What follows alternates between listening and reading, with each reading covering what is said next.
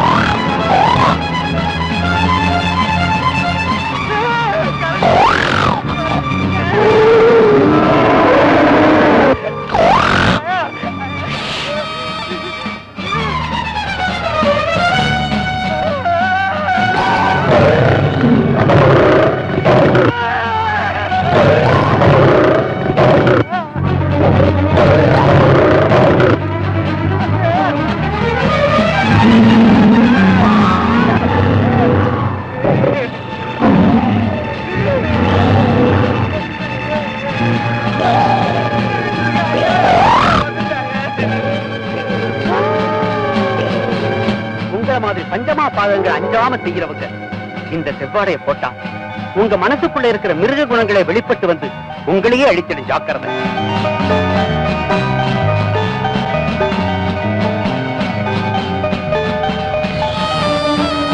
செவ்வாடைய கழட்டி போட்டுறேன், என்ன விட்டுருங்க, என்ன விட்டுருங்க, கழட்டி போட்டுட்டேன், என்ன விட்டுருங்க, என்ன விட்டுருங்க.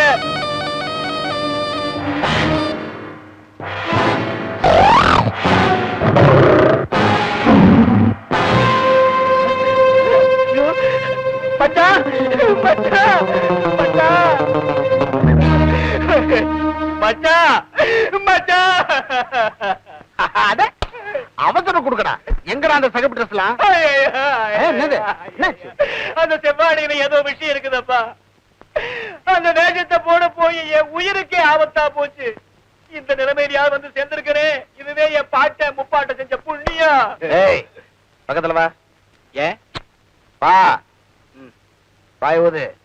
என்னடா அது அந்த காலத்து போலீஸ் மாதிரி வாய ஊத சொல்ற? ஊது. என்னடா கெட்டதா தடிக்குது? கரெக்ட். நான் சந்தேகப்பட்டது சரியா போச்சு.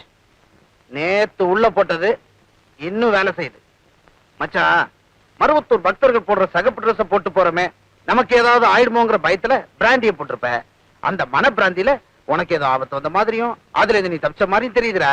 இல்ல மச்சான், இல்ல வந்து என்னடா வந்து போய் நீ நல்லவன் காட்டி என் தங்கச்ச கட்டி வைக்கலாம்னு பிளான் போட்டேன். கெடுத்துட்டியடா. சரி, ப்ரோக்ராம் இன்னொரு நாளைக்கு வச்சுக்குவோம். நீ சீக்கிரம் புறப்படு, என் தங்கச்சி பாத்திர போகுது.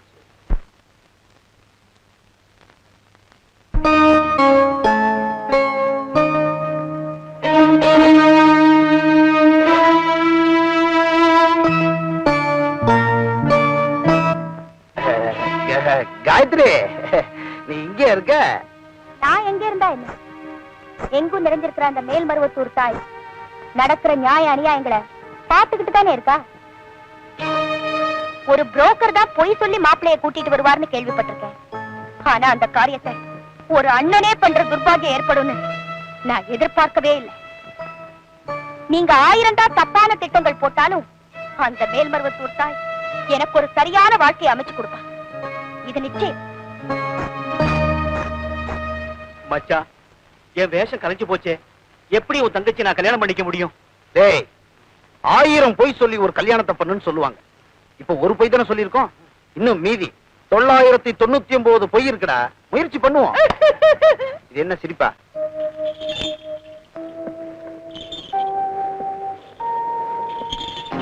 இல்ல, ராஜதுரை ஐயா உங்ககிட்ட கொடுத்த கடனை வசூல் பண்ணிட்டு வர சொன்னாரு. என்கிட்ட இப்ப பணம் இல்ல. அடுத்த மாசம் எப்படியா திருப்பிட்டேன்னு சொல்லுங்க. பணம் இல்லைன்னா அதுக்கு ஈடா வேற எதையாவது வாங்கிட்டு வர சொன்னாரு. என்கிட்ட வேற என்ன இருக்கு? என் உயிரை தவிர. உன்னை போன்ற ஆட்களுக்கு உயிரை விட மேலானது மானம். அந்த மானத்தையே பறிச்சுக்கிட்டு போறதுன்னு முடிவு பண்ணிட்டோம். கர்ணனுக்கு கவச குண்டல மாதிரி உனக்கு ஒரு கம்பு உடுக்க. அந்த ரெண்டும் இல்லாம நீ வீதியில போனா பாக்குறவங்க காரி துப்புவாங்க. அத பார்த்து எங்க ராசதுரை ஐயாவுக்கு பரம சந்தோஷமா இருக்கும். முடியா முடியாண்ணா சொல்றது.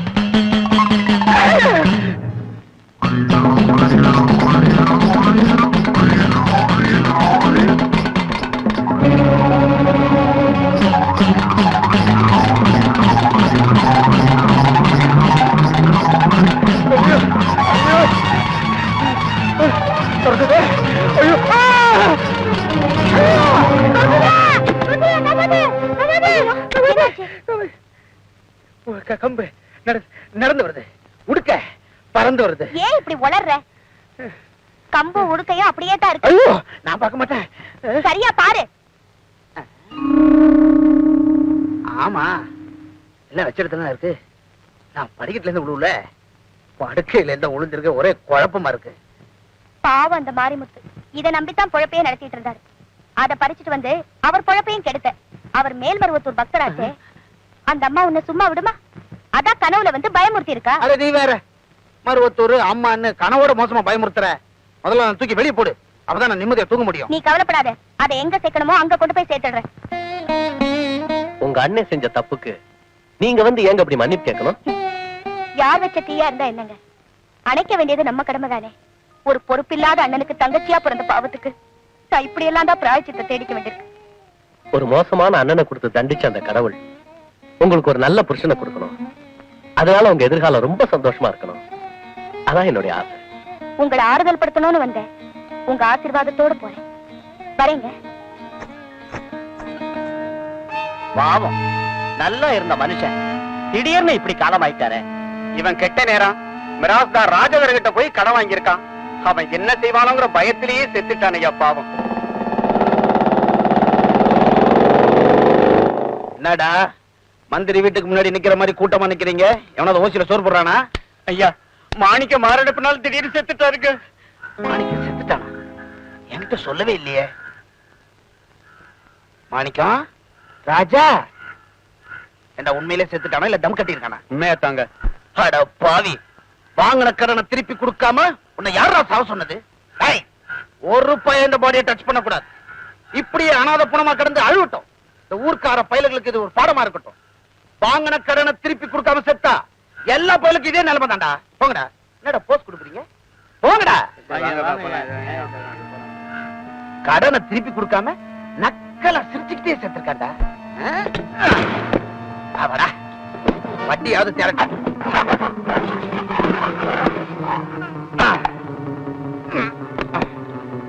பணம் கணக்குது. மாரிமுத்து, பணத்துக்கிட்ட போகாதப்பா. ஏயா, பணத்தை யாரும் தொடக்கூடாதுன்னு ராஜதுரையோட உத்தரவு. அவன் கிடக்குற அயோக்கிய பையன். மேல்மருவத்தூர் கோயில்ல நம்மள மாதிரி உள்ள பக்தர்களுக்கு எல்லாம் என்னையா கட்டளை இருக்காங்க? அநாத பணங்களை அந்தந்த ஊர் வழிபாட்டு மன்றத்தை சேர்ந்தவங்களே எடுத்து அடக்கம் பண்ணணும்னு சொல்லியிருக்காங்களா இல்லையா? ஆமா. இந்த ஊர் வழிபாட்டு மன்ற தலைவர்ங்கிற முறையில இப்ப நான் அந்த பணத்தை அடக்கம் பண்ண போறேன். நீங்கள்லாம் உண்மையான மேல்மருவத்தூர் பக்தர்களா இருந்தா என் பின்னால வாங்க.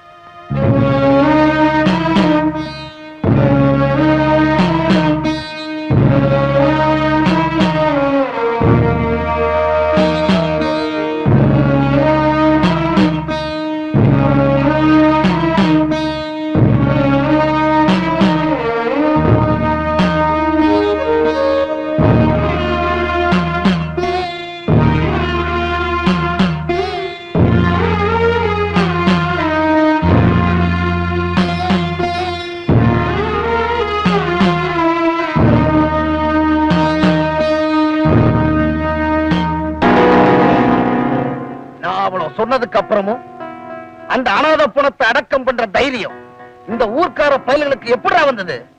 தனி ஒரு மனுஷனா இருந்து அந்த மாரிமுத்து சாதிச்ச காரியம் இல்லைங்க இது. ஐயா, உண்மை என்னன்னா மேல்மருவத்தூர் ஆதிபராசக்தி வார வழிபாட்டு மன்றம்னு ஒண்ணு ஆரம்பிச்சிருக்காங்க. அந்த மன்றத்தோட கட்டளைக்கு பணிஞ்சுதான் உங்க சொல்ல தூக்கி எறிகிற தைரியம் அவங்களுக்கு வந்திருக்கு.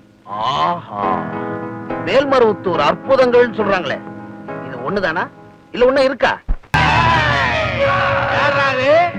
சிவப்பு சேலை, சிவப்பு சட்டை, மேல்மருவத்தூரா அற்புதங்களாம். என்னங்கடி அண்ணனும் தங்கச்சியும் சேர்ந்து ஊரையே ஏமாத்துறீங்களா? இடமும் படமும் இருக்கிறதால தானே மன்றோன்னு ஒண்ணு வச்சுக்கிட்டு ஊரை கூட்டிக்கிட்டு இருக்காளுங்க. அதே இல்லாம பண்ணிட்டா பண்ணிடுவான்.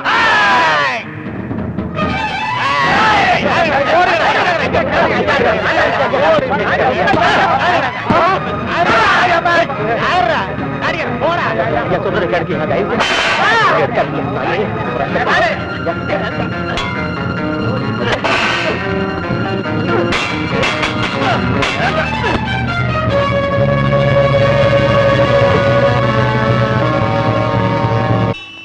சக்தி, சக்தி, சக்தி, அந்த ராஜதர் ஆளுங்க ஆமா, நம்ம ஊர் வார வழிபாட்டு மன்றத்துக்குள்ள பூந்து எல்லாத்தையும் அடிச்சு உடைச்சு நாசப்படுத்திட்டாங்க. அப்படியா? அது மட்டும் இல்ல, நம்ம சக்திகளை அடிச்சு காயப்படுத்திட்டாங்க. ராஜதுரை,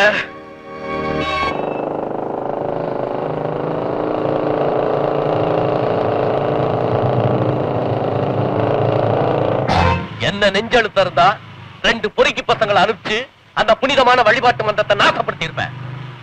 உன்னை 2ல 1 பார்த்துட்டு போலாம் தாண்டா வந்திருக்கேன். 2ல 1? எனக்கு தெரிஞ்சதெல்லாம் ஒன்னே ஒண்ணுதான், அது இதான்.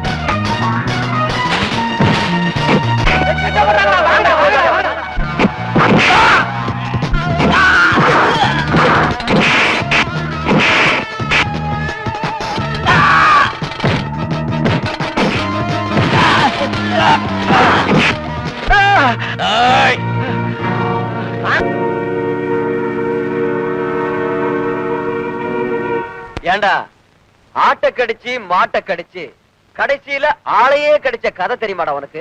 அட, அது பழங்கதடா. ஒரு சாதாரண மாரிமுத்து மன்றம்னு ஒண்ணு ஆரம்பிச்சு அதுக்கு அவனே தலைவனாகி அநாத பணத்தை அடக்கம் பண்ணி பொதுநலவாதியாகி இன்னைக்கு என்னடான்னா ஐயாவையே அடிக்கிற அளவுக்கு பெரிய மனுஷன் ஆயிட்டான். அதாவது இந்த ஊர்ல இருந்த ஒரு சின்ன சுண்டலி சிங்கம் ஆயிடுச்சு. ஒரு சிங்கம் அசிங்கமாயிடுச்சு. இத வளர விடலாமா? விட மாட்டேன். எனக்கு எதிர்ப்பா வளர்ற அவனை கூண்டோட ஒழிக்காம விடம். ஏய், இன்னைக்கு ராத்திரி அவன் வீட்டுக்கு போறோம். அவன் அசந்து தூங்கிட்டு இருப்பான். ஒரே வெட்டு அவனை பர்மனண்டா தூங்க வைக்கிறோம்.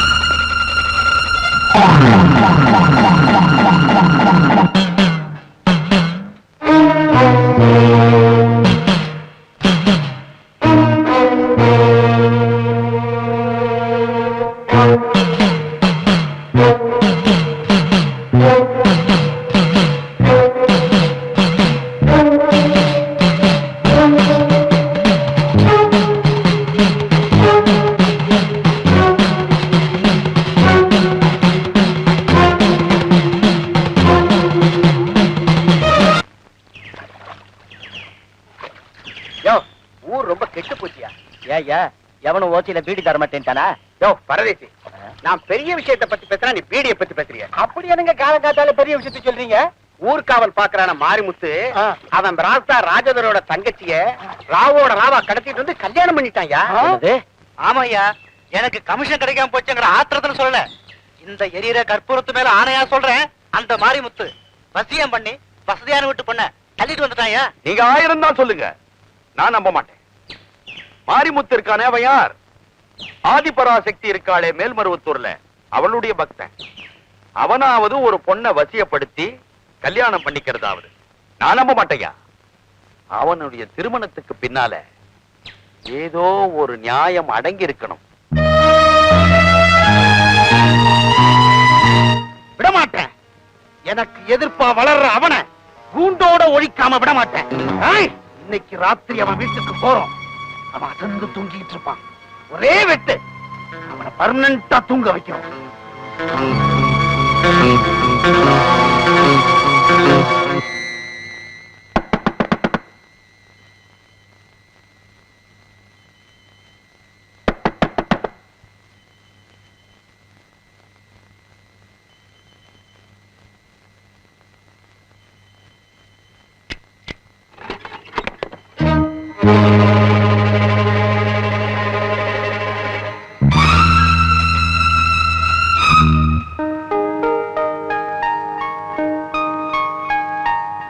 நீங்களா இந்த ராத்திரி நேரத்துல? எதுக்கு வந்திருக்கேன்? அதுவும் தனியானு யோசிக்கிறீங்களா? ஒரு நல்லதை நடத்தி முடிக்க கெட்டதை தடுத்து நிறுத்த. நீங்க சொல்றது எனக்கு ஒண்ணுமே புரியல. வாங்க புரியும்படியா சொல்றேன்.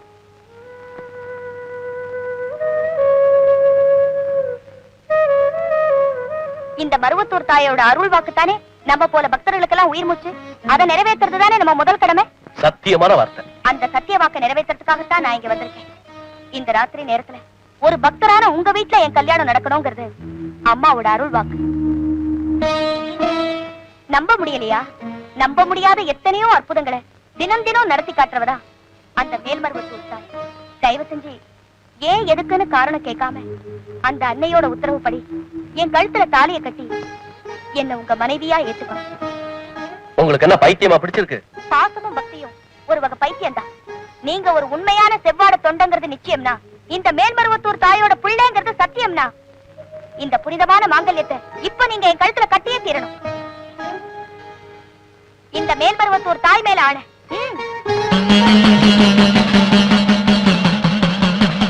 அம்மாவோட அருள் வாக்கு. அம்மாவோட அருள் வாக்கு.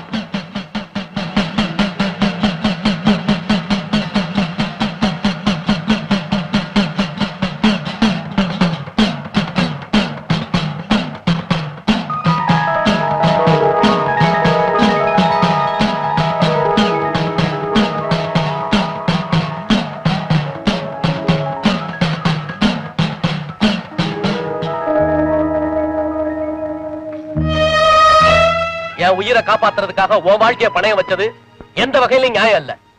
என்ன காப்பாத்திக்க முடியாத அளவுக்கு நான் கோழையோ கையால் ஆகாதவனும் இல்ல.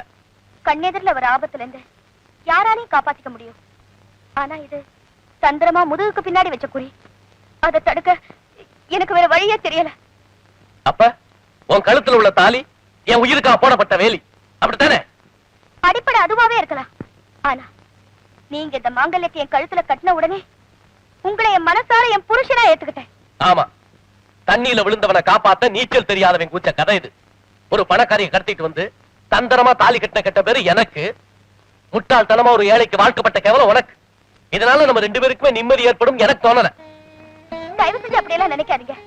பணம் நமக்குள்ள இடைவெளியை ஏற்படுத்திருக்கலாம். ஆனா பக்தி அதை இணைக்கிற ஒரு பாலமா இருக்கும். செவ்வாடு அணியறதுனால நாம ரெண்டு பேருமே சமந்தான். ஏற்றத்தாழ்வில்லாத சமுதாயம் உருவாகணுங்கிறதுதான் அந்த மேல்மருவத்தூர் தாயோட எண்ணம். அந்த ஆன்மீக புரட்சிக்கு நாம ஒரு எடுத்துக்காட்டா வாழணும். நம்மள பார்த்தாவது இந்த ஊர்ல அந்தஸ்து பேத ஒழியணும். அப்படின்னா இந்த ஏழைய புருஷனா ஏத்துக்கிட்ட நீ என்னோட ஏழ்மை மனசார ஏதும் எக்காரணத்தை கொண்டும் பணம் பகட்டுங்கிறவனுடைய பழைய பாதைக்கு நீ திரும்ப கூடாது. ஒரு பணக்கார அயோக்கியனுக்கு தங்கச்சியா இருக்கிறத விட ஒரு ஏழை பக்தனுக்கு மனைவியா இருக்கிறத நான் பெருமையா நினைக்கிறேன்.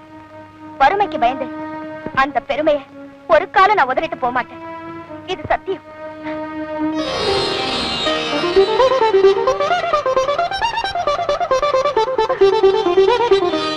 போச்சு, எல்லாமே போச்சு. மச்சான், உன் தங்கச்சியை கட்டிக்கிற பாக்கியம் எனக்கு இல்ல. அந்த உடுக்கி அடி பயிருக்கு கொடுத்து வச்சிருக்குது. That's all right. இந்நேரம் இங்க சாந்தி முகூர்த்தம் முடிஞ்சு ஒரு வழியா செட்டில் ஆயிருப்பாங்க. அதை பத்தி சிந்திச்சு என்ன பிரயோஜனம்? இத உள்ள ஊத்திக்கிட்டு மனசு தேத்திக்க. நீ ஒருத்த புரியாம பேசுற. என் தங்கச்சி எவனோ ஒருத்தனை கட்டிக்கிட்டா நாங்க வருத்தப்படுறேன். சொத்து பூரா அவ பேர்லயே இருக்கு.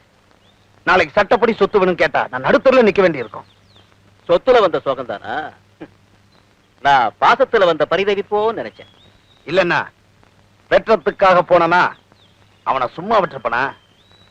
என் தங்கச்சியை பகச்சிக்க முடியாத தர்ம சங்கடம் எனக்கு.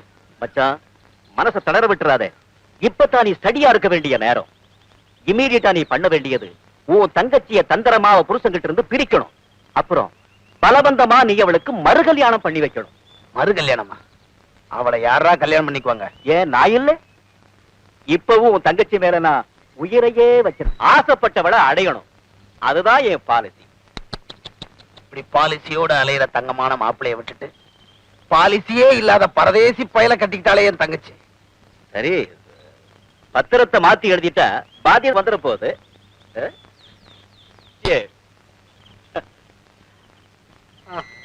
ஐயோ தாங்கலையே, ஐயோ வரி தாங்கலையே. ஐயோ பெரியசாமி என்ன? பெரியசாமி என்ன? என்னாச்சு உங்களுக்கு? நெஞ்சு வலிக்குதே, நெஞ்சு வலிக்குதே. என் வீட்டுல யாரும் இல்லையா? ஊருக்கு போயிருக்காங்க. நெஞ்சு வலின்னு சொல்லிட்டு நீங்க பாட்டு இங்க படுத்திருந்தா வாங்க ஆஸ்பத்திரிக்கு போலாம். பரவாயில்ல பரவாயில்ல. வாங்க, நான் ஆஸ்பத்திரிக்கு அழைச்சிட்டு போறேன். வாங்க.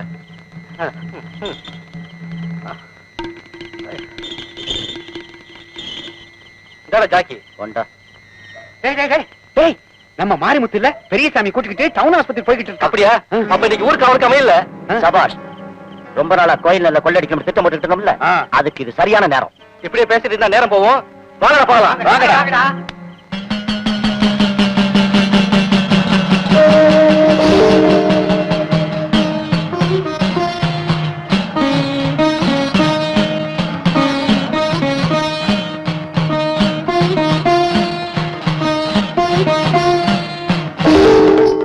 அடே, நம்ம மாரிமுத்து காவலுக்கு போறா.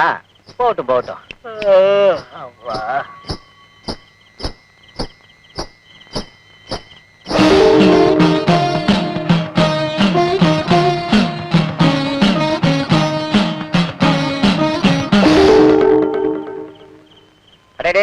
மாரிமுத்துனா மாரிமுத்து தாப்பா. காத்தடிச்சாலும் மழை பெஞ்சாலும் காவல் பாட்டுக்கு நடந்துகிட்டே இருக்கு.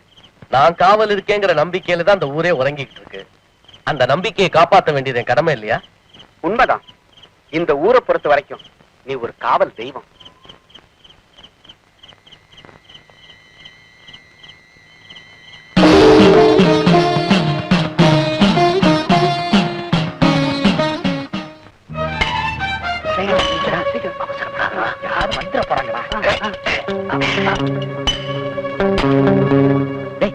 அந்த வண்டியை எடுத்துட்டு போங்கடா. நெல்லு முட்டையெல்லாம் ஏத்திட்டு போலாம். சீக்கிரம் போகடா.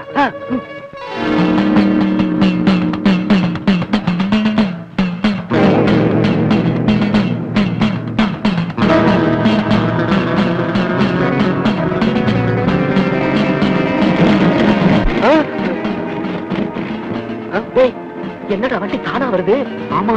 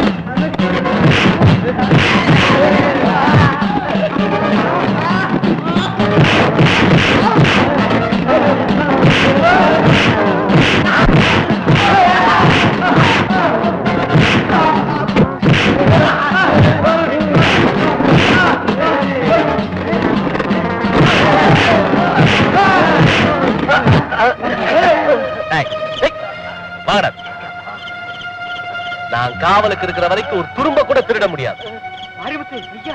நானே தான். நடக்கடா ஸ்டேஷன்.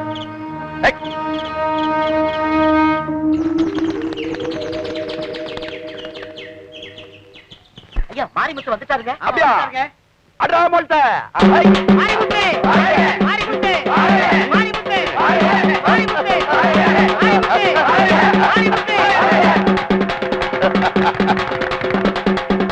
நிறுத்துங்க ஐயா, என்ன எதுக்கு மாலை போட்டு வரவேற்கிறீங்க?